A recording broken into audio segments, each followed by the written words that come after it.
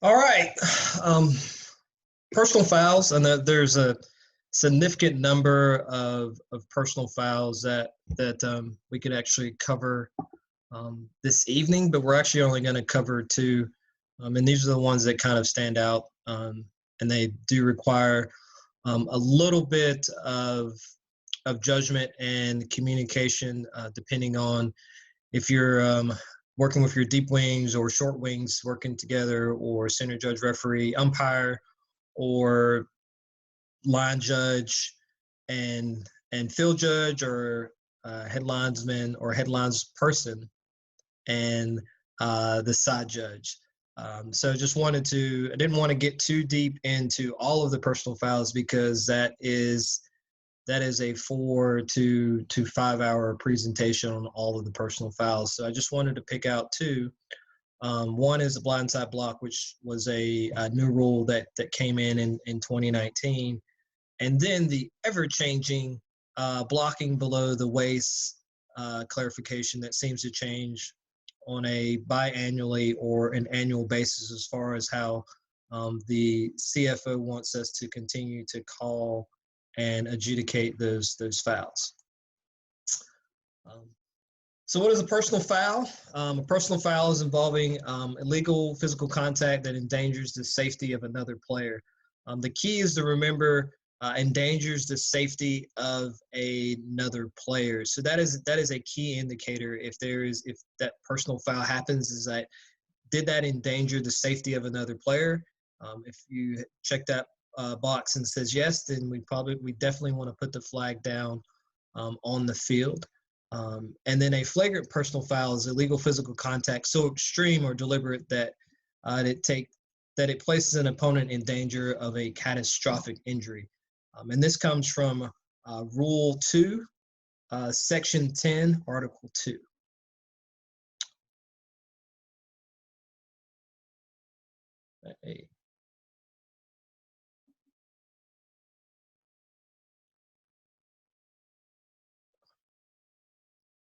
Still loading on my side, so with this video here, there's always a slight delay.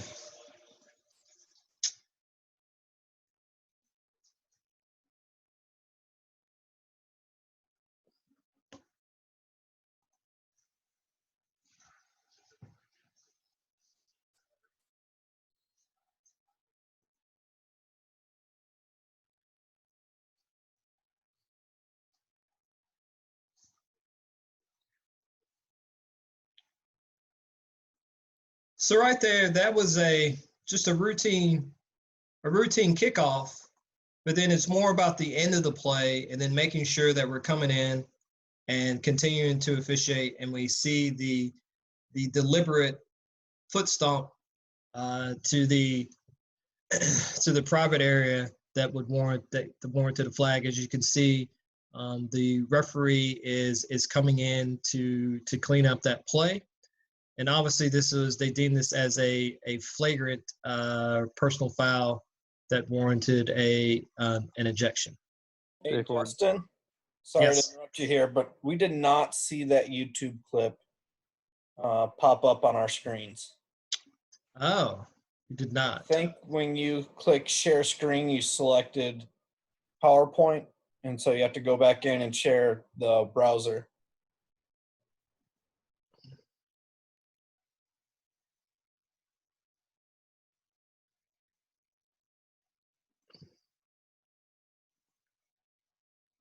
Learning on the fly. Everybody see it now?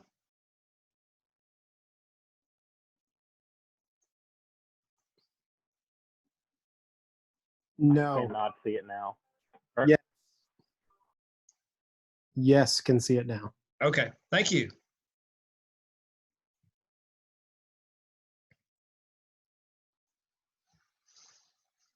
Well, I have to repeat myself.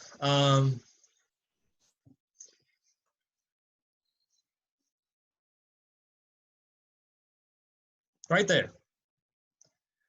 Flagrant personal foul.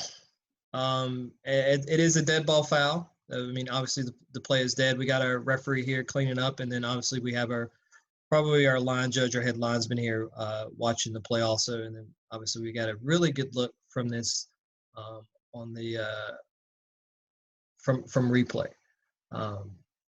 Now the question is, for this particular play, we flag it, we enforce it. I don't think that replay can kind of come in and help us on this particular play. The only thing they can kind of really help us with is trying to get a potential number, but they can't put a foul on this particular player, but they can provide a little bit of assistance with that.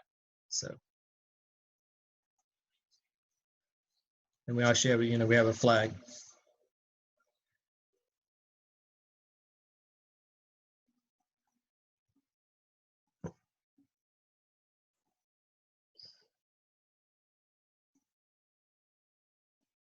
So that was a personal foul.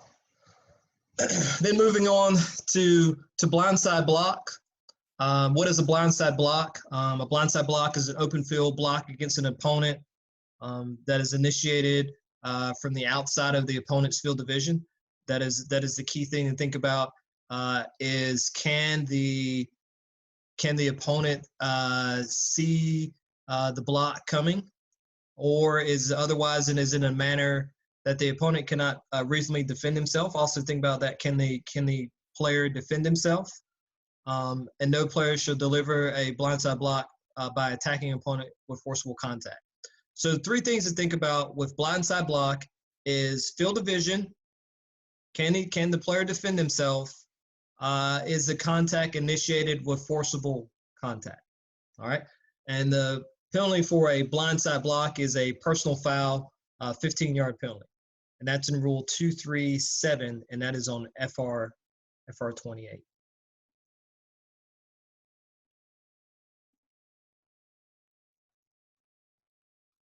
Nice little picture of what a blindside block is. Now, can everyone see this video? Yep. Okay. All right.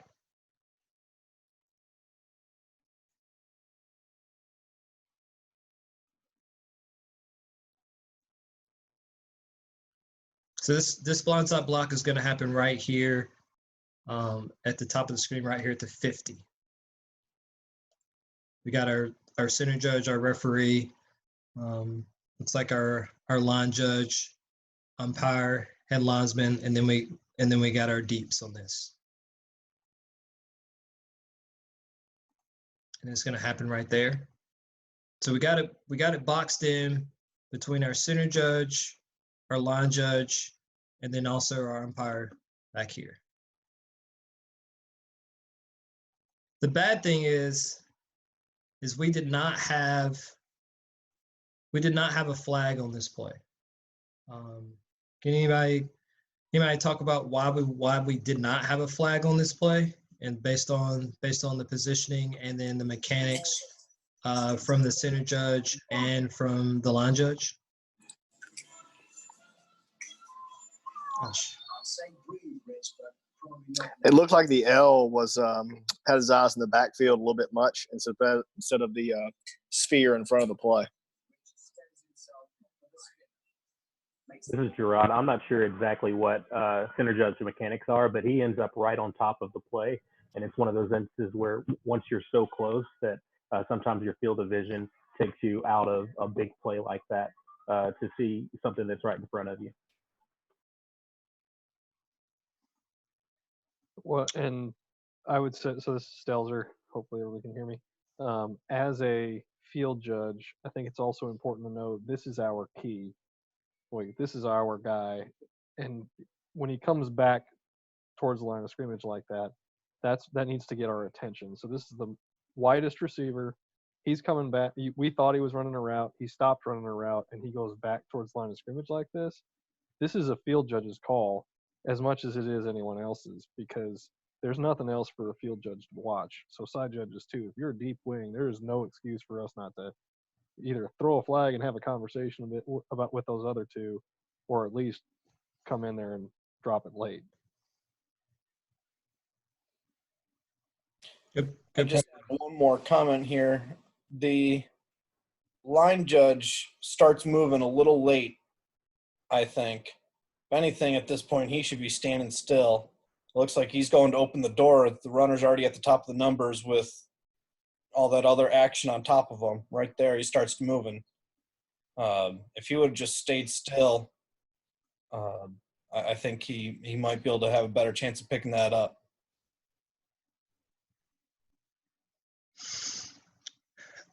Absolutely good. All good points. This is definitely a deep wing is their key. So they should be sling. It's in the backfield. So we normally as a deep wing we normally don't try to go in that area, but based on this, it is forcible contact. It is our key. Neither the center judge or the line judge throw their flag on this. So that's our key. We're gonna wait and see how the play develops, and then we toss our flag on that. It's probably we're probably about 20 yards away, 25 yards away, but this is definitely a good get. And I think even from just looking at this pick right now, our center judge he's straight line because you can definitely see that he's looking at the runner. Our line judge is probably straight lined here, and he's probably looking at the runner too. So our deep wing that's back is probably has the best look at that, and it is their key. I would like to have seen the line judge probably been, instead of on the front of the white, maybe been on the back of the white, since the play is coming towards his area and stuff. So, yeah. Here's another look at it from another angle.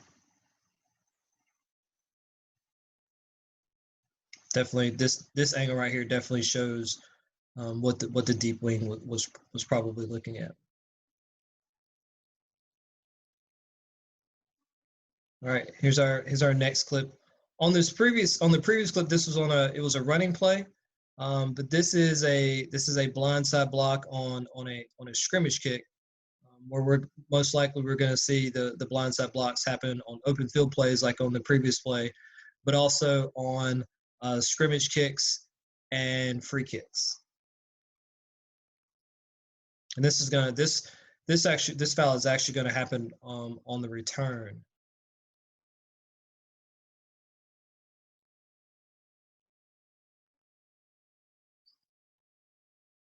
It's going to happen right here in this area. Oop. Sorry, I hit the read. Happens right here in the middle area right here. Right there.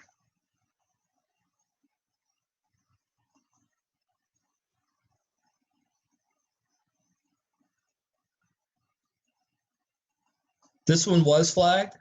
The biggest thing is one of the things is remember that yes, we did get it right as a crew, but also we don't stop officiating. As you can see, our deep wing is still going up. We don't stop officiating the play just because we have a big foul, because the play can continue to go on. And this is the end zone view.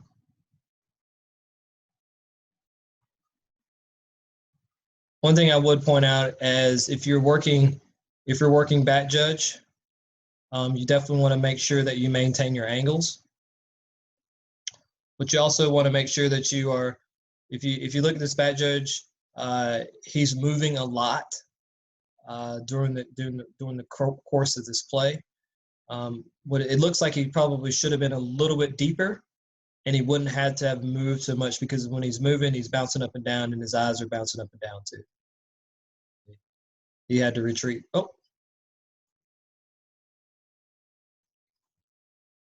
He had to retreat a little bit. Okay. Play happened right. That blindside block happened right in front of the back judge, right there. But looks like he was still moving, and he's like he somewhat kind of got a little bit too close to the play because it was rotating. It came from the right side over to the left side. Kind of caught the back judge off, and it happens to us. Sometimes the kicker, the punter outkicks his coverage, or he kicks it really high. Sometimes we have to adjust early in the game. We should be watching our punters and kickers during pregame, but sometimes they at the lower levels, Division III, Division II, and FCS, our punters and our kickers sometimes surprise us. And we got good hustle right here from the side judge coming up too. So the side judge, deep wing, did not he continued to officiate the play even though we had a flag. And this is actually an interesting play right here. I'm gonna let this one play out, and then I'm going to ask if there is a foul in this play or if there's not a foul in the play.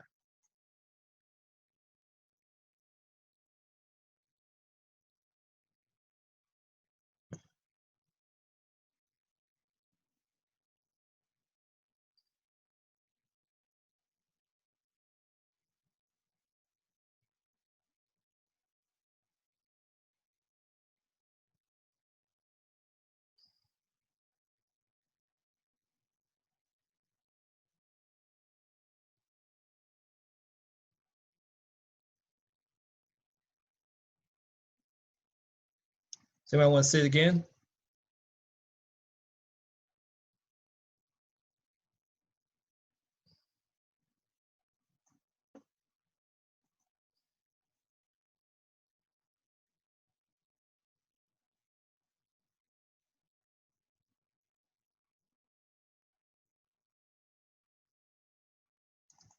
We almost had a foul right here. Potential block in the back. Potential blindside block. I'm sorry. It was setting up for one, and then the player actually whiffed.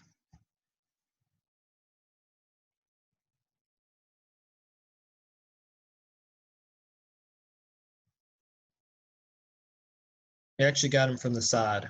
It was close to being a blindside block, but he got him from the side. Is everybody good with that no call?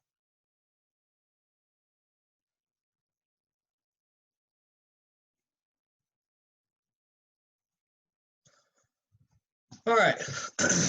blocking below the waist. I'm not going to read everything because there's with the blocking below the waist, it kind of clarifies who can block where, when they can block. But just a general definition, blocking below the waist is a block which the force of the initial contact is below the waist of the opponent who has one or both feet on the ground. That's the key, one or both feet on the ground. And the blocker makes contact above the waist, and then they slide low. Below the waist has not blocked. They're above, and then they go low. That is not blocking below the waist. If the blocker's first contact of the opposing player is at the waist or above, it is illegal above the waist block. And then there's also some things going along with blocking below the waist. Obviously, teammate players may not block below the waist beyond 5 yards beyond the neutral zone. Players outside the tackle box must block from the 10-2 direction. If they are, that's offensive players must block within the 10-2 area if they are outside of the tackle box.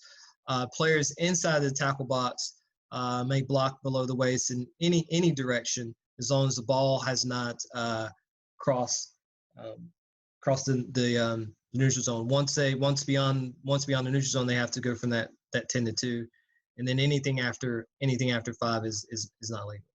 Okay, that is a change from a couple years ago. A couple years ago, it used to be where they still had to go 10-2, but they could do it anywhere down the field.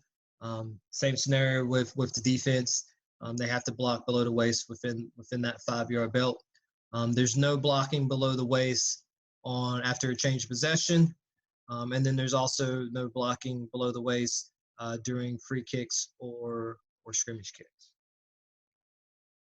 All right.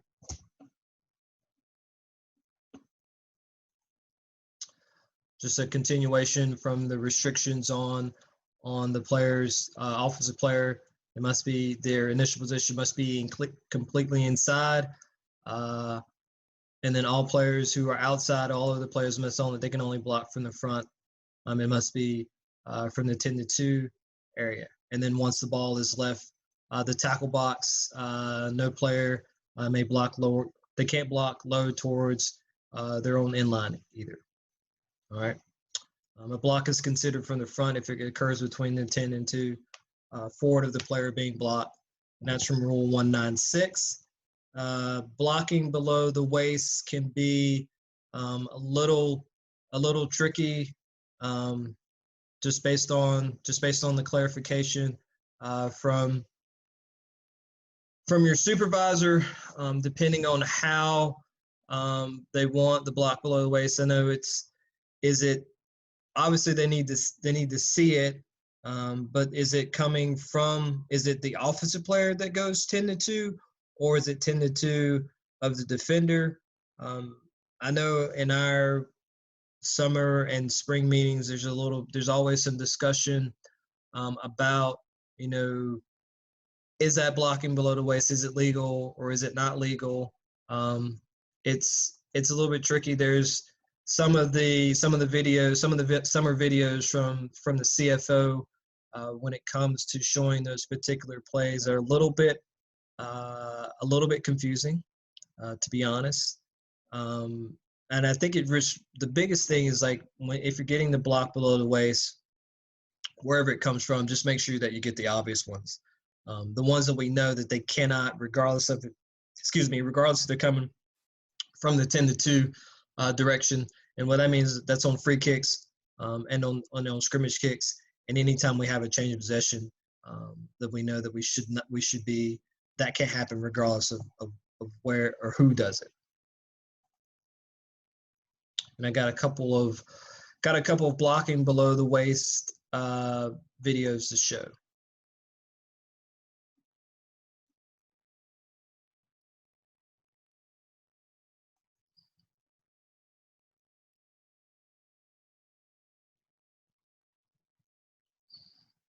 Everybody see that one? Catches up with you because everybody's watching the ball, and it occurs. Oh, sorry. Right there. Right there in front of the umpire. But if we look and see, the ball is snapped from the 14.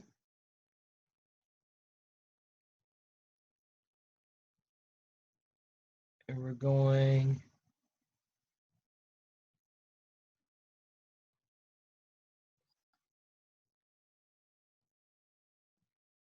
and we have 56. Looks like he's turning away. So we almost have it's going low, but it's actually a clip. Wouldn't you say? Here's a better look at it. It's a clip. Oh.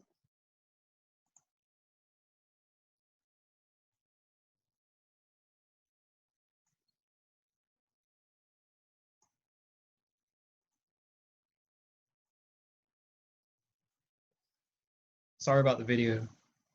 It's running a little slow. It's going to occur right here in front of the umpire.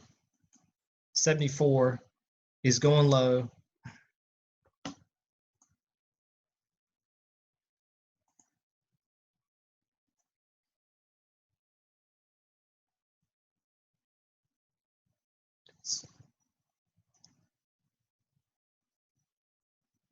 We don't have a flag on that. I'm not quite sure. This was definitely from our supervisors. This was definitely classified as a block below the waist. It's actually, from my opinion, it looks like a clip.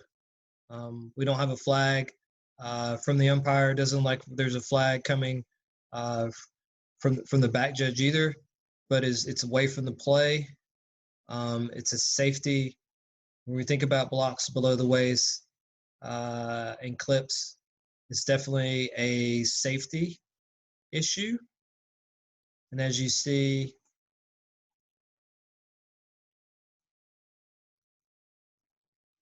that linebacker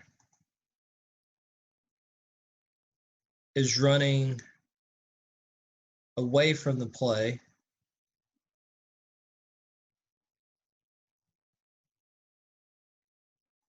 And he takes out, and it gets taken out by the right tackle on that play.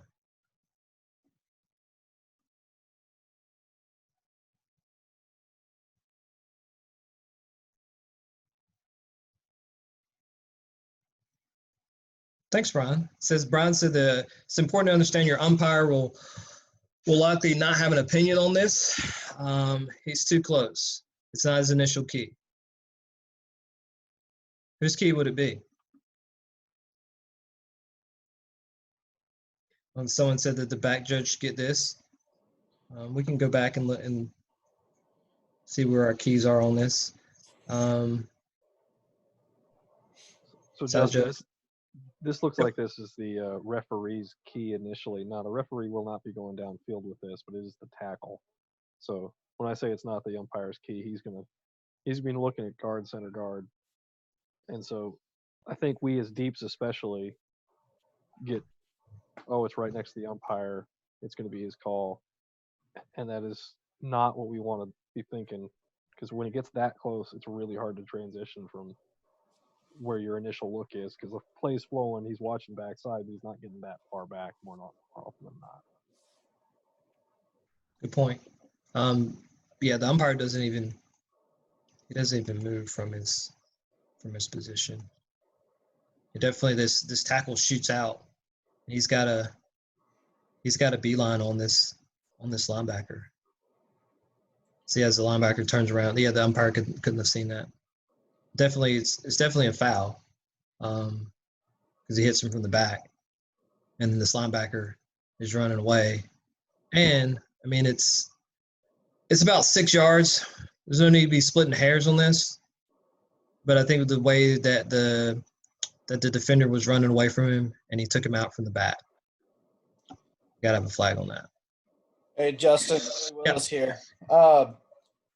I was the one that commented that says the back judge needs to get this, if anything. And just a couple points that I'd like to make. One, the back judge is key. Even this far in the play, his initial key, the defender and him are 8 yards apart, right? So he doesn't need to stay on that. He should be able to recognize the run relatively easy. As soon as the tackle fires out on trying to go to the linebacker, that the back judge should be funneling his focus into that level of block right here. He should almost start understanding that the umpire is looking through that at the mess that's behind it.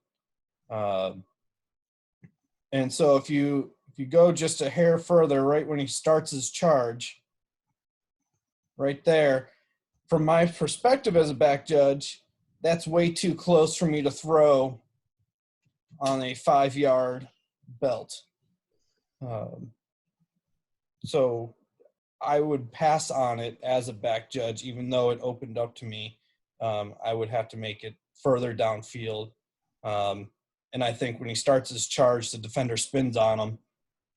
I don't think it's a clipping foul, personally. Okay. And that's the beauty of the blocks below the waist, the beauty of explaining what you see and what you're looking at. I don't think there was a foul. I don't think anyone threw a flag on this. But our supervisor did put this play in here as a foul that should have been called. But the one thing is that you gotta call what your supervisor wants, and if he wants that, then you gotta have a flag on it. But it is splitting hairs, like right there in that in the 6 yards.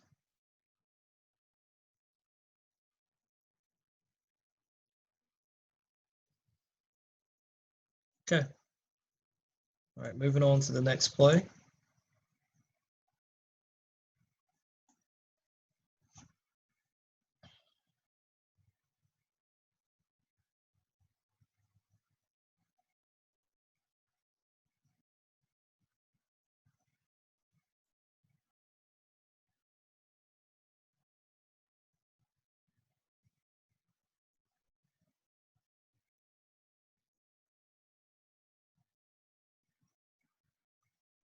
Trying to figure out where the block below the waist is on this play. Oh, right there in front of the umpire again. This is a second level block from the side.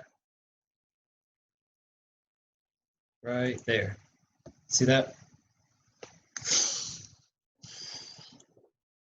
So it's nothing out here from, obviously everyone, we might have been watching the ball, but then we see the, right there, the cut, second level block, well, second level offensive player trying to make a second level block. Definitely does not go from the, not from the 10 and 2, cuts him from the side, takes his legs out.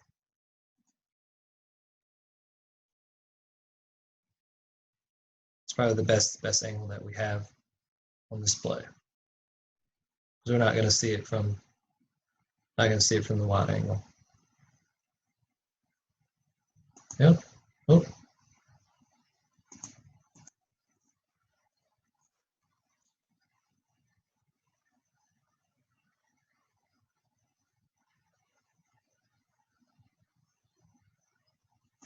Ron, is this one, would you consider this one too close to the umpire? Someone else would need to pick this up? No, actually, I think this one's is a guard firing out toward, so this could still be the umpires. So the reason I know I'm a deep wing, but I did work umpire for multiple years. So to me, this is the left guard firing out, going second level. This is don't get me wrong, this is this would be a great get from the umpire, but you need to see who's the potential fouler in this, and so this is very well, this should be the umpire. I don't think anyone else is going to be able to get this call. So know where your threats are at. See the one coming second level, and see when those linebackers are scraping like that, and you have a guard, center guard coming towards you. You really need to take a look, and when that linebacker is scraping, it's almost impossible for a lineman to block him from the front. So he starts scraping to the right. If he gets blocked low, it's going to be a foul. Yep. And if you see the umpire, he thinks about it. It looks like he goes through his flag and then second guesses himself. Also look at how, I mean, you don't, sometimes you can tell by how the player falls too. He definitely got taken out. All right, next play. This is the one, it happens right about here in this area. And it comes from, I'm pretty sure it comes from this inside slot receiver. But we have a flag from the head linesman. And this occurs in the second quarter. I'm deep. This is actually one of my games, and I'm actually deep here on this play. And it occurs within the 5-yard belt. And the reason, I'll tell you, it's the reason that I did not throw on it, because I was not sure where the offensive player came from, and then was it from 10 to 2?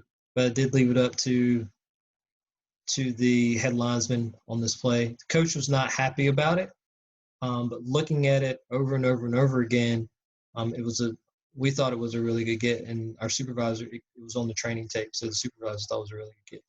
But it is one of these plays where you think about, like, should I, as a deep wing, come and provide some context and some information to potentially support? Well, if I'm not going to come up there and support my head linesman on that play, the only time I'm going to come up and communicate with my partner officials if I want to bring them some additional information to talk them off of the flag. And I didn't come and bring them any additional information because I didn't have a very good angle in it and stuff. So, but I just wanted this is a really interesting play, and it stuck with me for a while, and then going and looking at trying to find particular plays for this presentation. This play right here stood out to me, and I really wanted to kind of show this, not for any type of validation on my side or on my partner's side, but just to get a different perspective and some feedback on this particular play.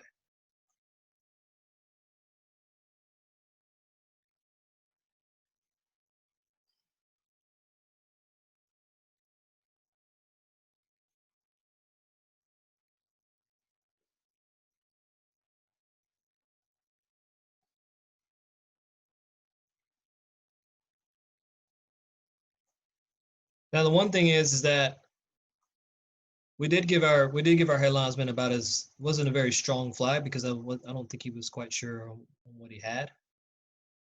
Just kind of threw it in front. And then this angle doesn't really, it catches like the tail end of it. That's probably the best shot right there. It's saying where the actual player was coming from. And I don't have I got this matchup here, and I'll be looking through it, and he came from this side, but still, I didn't come up because I didn't have any information to provide. It's just, for me, I was looking at like, did he hit him or did he not hit him?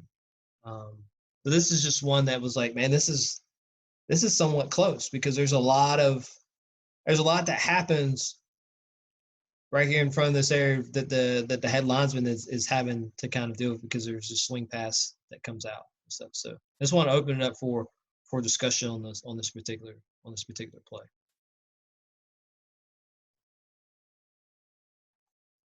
I'm just gonna let it loop.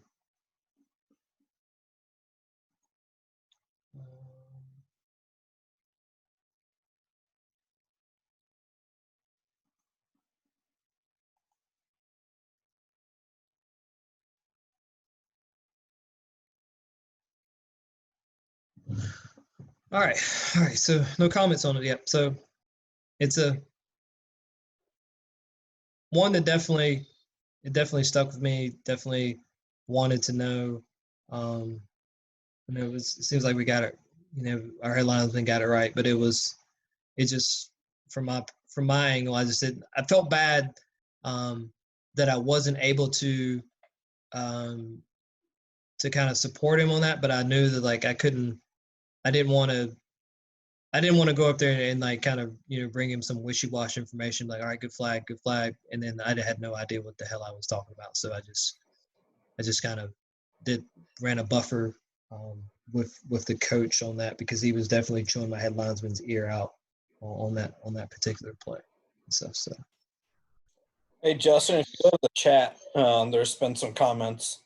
So do you want to go through talking through keys and transition, from initial key to zone on this play? Yep. All right. So, well, the keys kind of vary. Depends on. I know we're going by the CCA manual. Some conferences do go by the CCA manual. Some don't go by the CCA manual. We got this belongs to the deep wing. We have this slot receiver that belongs to the head linesman. We got this. The man in motion would belongs to the back judge. Then we have the quarterback belongs to the center judge and referee. We have a tight end that belongs to the other deep wing, and then we have this back here that belongs. I guess this would belong to the line judge, and that might be different from other conferences. There might be some switching, but when you have this man in motion, I think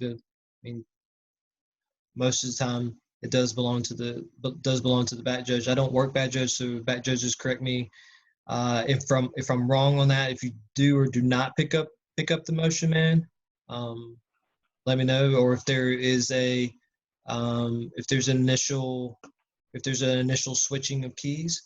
But as this motion man does come across the formation, he does somewhat. I guess there is no pause with that. We do snapshot. We do snapshot at the snap. What do you mean by that, Billy? So because where we are right here in this film, right, that's where the snap is, that we set our keys. So I would pick up the man in motion at this point since he's the first man in on that side. But when he was initially in motion, I would still stay on the tight end in our leagues that I've worked in the Midwest here. Okay. So this would be this top tight end. Okay. Motion man. Then we got a pause. As you can see, this player in motion kind of takes a step back. Now as a deep, I'm not too concerned about the coverage right now because the defense is not in press coverage. So I can initially read I might read run first, but then I notice that they're firing out. So I go into a zone coverage as far as, yes, staying with my key, but I'm also kind of zoning within this area and letting the players kind of, the offensive players determine where they're going to go, and then kind of, staying in my zone, and then, watching my key and everything else that's in my zone in that area and stuff. So, hey Justin, this is yes. AJ. Could you run that back from the start? Yes, sir. This is a really good play, I think, when you sit down with your crew going into a season to really figure out whose key is whose on this. And I agree. I think most are using that snapshot, but as a line of scrimmage official, I'm not going to split. I'm not going to know if his right foot is outside that tackle or if his left foot is still within the tackle. At the snap, I think we're going to treat this as a two-back set, and I, as the line of scrimmage at the bottom of the screen, the headline judge, and probably going to take this player that comes all the way across in motion until he's clearly outside that tackle to clearly make it trips. Again, this is a good conversation to have with your crew. I don't think none of those receivers are pressed, right? So I don't think as a back judge or a deep wing you're locked in on your one receiver. But I do think if you run this when that ball is snapped, it's awfully tight as to if he's a back or a receiver. And I know on my crew we're going to treat this as he's still a back. And I think your head line judge here does a great job of trusting that the line judge at the top of the screen is going to rule forward and back on this. Yes. Because that's what we're doing, right? I mean, in some conferences, once you get to trips, responsibility of forward back changes. But the CCA manual has the line judge ruling on forward and back on this, and your headline judge at the bottom does a nice job of trusting his partner at the top of the screen. And really, the receiver, the running back that's catching the ball isn't threatened, so his eyes are the line of scrimmage officials' eyes are starting to flow downfield. I guess I would ask back judges on this play, what are you looking at on this play to help the crew? Because I do think the linesman or the head line judge does a nice job of getting this, because this block is clearly outside of 10-2 in my opinion. I think it's a foul. But I would ask the back judges, where are your eyes on this play to help the crew? Those are some of my thoughts on this play. Thank you. Thank you. Hey, I know we've had the same kind of training, and I agree with you 100% on everything you said. And I would like to think that I would have a flag as a back judge on this. You know, I'd like to think I would get it, but I'm glad the H does. Yeah, I was glad the H did too. I mean, I saw it and I didn't know, and I'm learning every week and every year not to guess, because we all have, where we're at on the field, we all have different angles and stuff. And, AJ did mention some good points about the head linesman trusting line judge on the forward pass. The back isn't threatened, so he turns and finds another matchup, or watching his area, and he does a really good job of picking up this foul and stuff. Yeah, and there's a good question in the comment section, Justin. I think Steve Anderson asked, did the H see the entire play? And I think that's a fair question. If we're not seeing that entire block and we're guessing, we're probably going to guess wrong, which I even furthers the point of the back judge having eyes on this block. Now, again, the headline judge may have seen this from start to finish and knew it was outside of 10-2, but Steve brings up a good point. We do need to see this block all the way through and not just guess that it was from the side.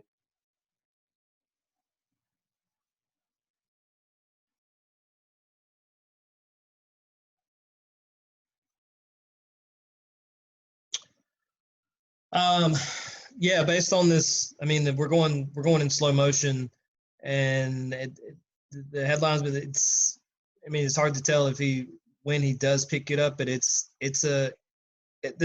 happens so quickly on this particular play. We're talking about me moving it back hundredths of a second, and the headlinesman, his head slowly turns, but I don't like right here. I don't know if he's actually looking at it as the offensive player is going down. I think the defender, the number 37, I'm not even quite sure if he's even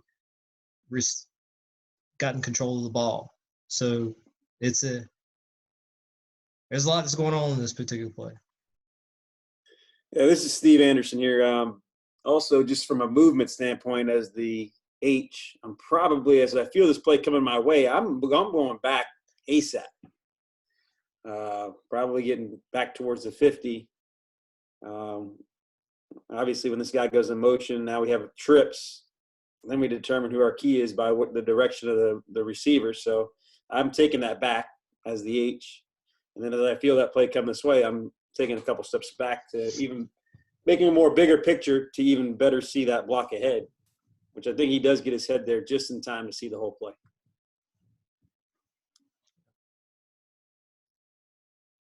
All right. I think we've kind of beat that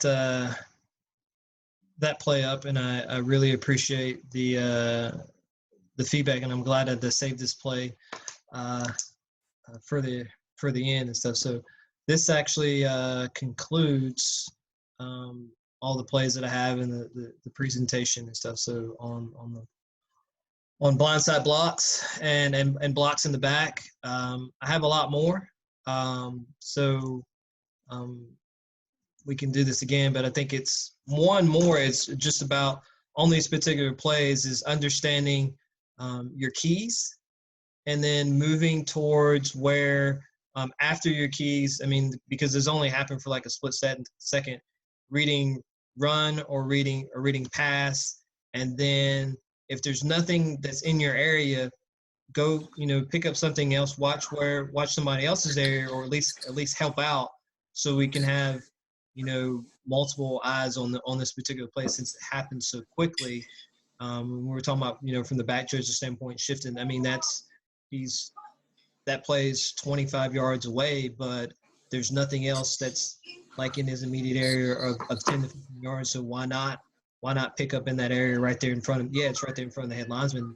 But hey, those types of plays are like crew saving plays, and it may not be. It's not an overall crew saving play for the game, but it's a crew saving play for that particular moment and stuff. And that's really key. And then yes, definitely breaking this play down in your pregame and talking about, well, what are we going to do or what we should be looking for, but we really can't.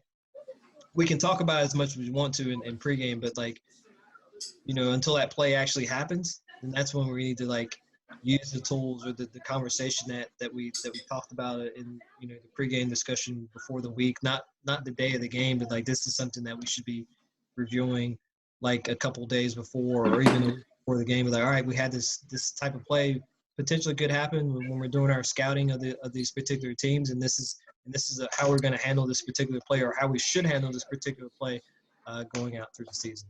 So I guess I'm going to turn it over to AJ for some announcements. Yeah, thanks, Justin. First, outstanding job. This was nicely done. Got it done within an hour, and I think showed us some good plays. So thank you very much for putting this together and going through blindside blocks and blocks below the waist. Nick asked, with it being Passover, Nick wasn't able to be with us tonight, but he asked that I just share a couple of the upcoming events. So Friday, like the past Fridays, the quiz will be posted, the answers will be posted. Monday, we'll go through, Monday at 8 p.m. Eastern. We'll go through the COC quiz, the questions 51 through 100. Thank you for those that joined us this past Monday. We got through those 50 questions in about an hour, and there was some good conversation on a couple of them. And so the next 50 will be this coming Monday at 8 o'clock Eastern. And then next week's session will be led by Ryan Townsend. He's going to talk to us about timing and substitutions. I just want to point out that he is going to present on Thursday instead of Wednesday. I know these have traditionally been on Wednesday. He's going to go on Thursday next week at 8 p.m. Eastern. So that's all I have. But Justin, thank you for putting this together. Very well done. Thank you. Well, everyone, have a good weekend. Be safe. Happy happy Passover and happy Easter to those. If you're able to spend some time with your family, please do, or at least call them and tell them that you love them. Good night, guys. Love and good vibes to your family, Ford. Thanks, Zach. Thanks, Justin.